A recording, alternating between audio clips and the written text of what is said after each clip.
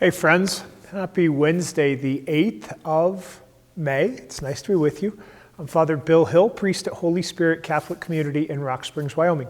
I will share with you a reflection on the daily readings. The readings are linked below. Click the link, read the readings prayerfully, and then turn off the screen. Spend some time with God before you move on to other things. It is Wednesday of the 6th week of Easter. We have about a week and a half left until Pentecost and the end of Easter time.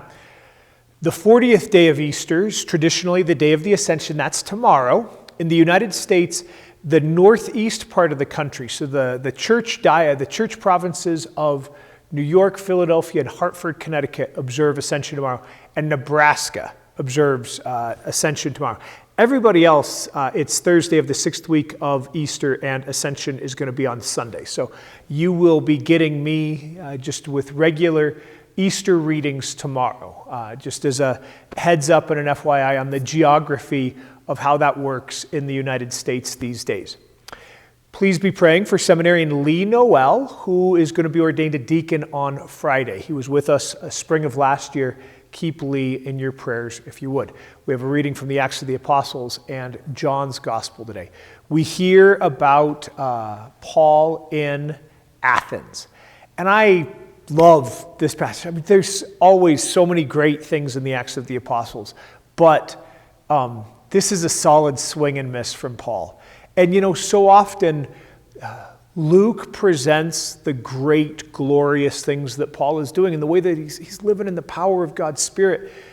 So I have to say, and so you go through it, and Paul does great over and over and over. And so when I struggle, when I fail, when I come up against my own sinfulness and like my own struggles to know that I'm really living in the power of the Spirit or making a difference, it's easy to judge myself against Paul or against anybody, frankly. So it's nice to see Paul doing his best. And he is waxing eloquent for the Athenians on the Areopagus in one of their religious areas. And he stumbles, and so he waxes eloquent and he attracts a crowd, and people are interested in what he has to say. And even as he talks about, creation, and even as he talks to these polytheists, people that believe in many, many gods, that they're listening to Paul, this Jewish man, speak about the one God who created all things. All of these things they're cool with until we hit, raising him from the dead. And when the Greeks hear that, they just double up in laughter. They start heckling him. They start making fun of him. They walk away. Oh, let's hear about this, but some other time. They have no interest in anything that Paul has to say because he just counteracted one of the most fundamental hearts of the Greek view, which is that when we think about the human person, we think, body and spirit perhaps, and that's frankly a Greek view, right? Hebrew is body and blood and breath. But, body spirit is a Greek sort of a thing that still is in play for us today. But they saw the body as a gross, disgusting prison, a meat coffin that was keeping the spirit weighed down. And that anything that you could do in this life to free yourself of the body, to live more in the spirit, was a positive thing. So they would be open to a lot of things, but the idea that God would bodily raise Jesus from the dead, non-starter for them. So just a nice opportunity to again rejoice in faith in the resurrection, to reaffirm that Christian understanding. I believe in the resurrection of the dead, right? Where our bodies and our souls will be together and our bodies will be glorified. They'll be like Jesus' bodies in the resurrection in that strange, mysterious glory. That's different than what the Greeks would have expected for some sort of a public proclamation of Paul. So maybe rejoice in a couple of those things. See what else strikes you as you pray with Paul on the Areopagus today. Gospel, John. We still have Jesus talking about the coming of the advocate. I was thinking about it, but when he comes, the Spirit of truth, he will guide you to all truth.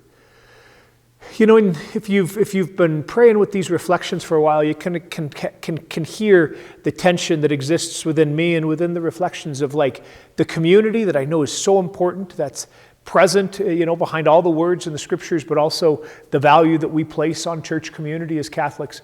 So when I hear this, he will guide you to all truth, I hear it in an individualistic tone, right? And so the first place that I think is the way that the Spirit has guided us over the course of years, and to just rejoice that the Spirit continues to guide us into more truth of who God is, how God works in our lives, who we are as created beings, the truth of revelation, all those sorts of things. But then I reminded myself, that's individualistic, that's just here.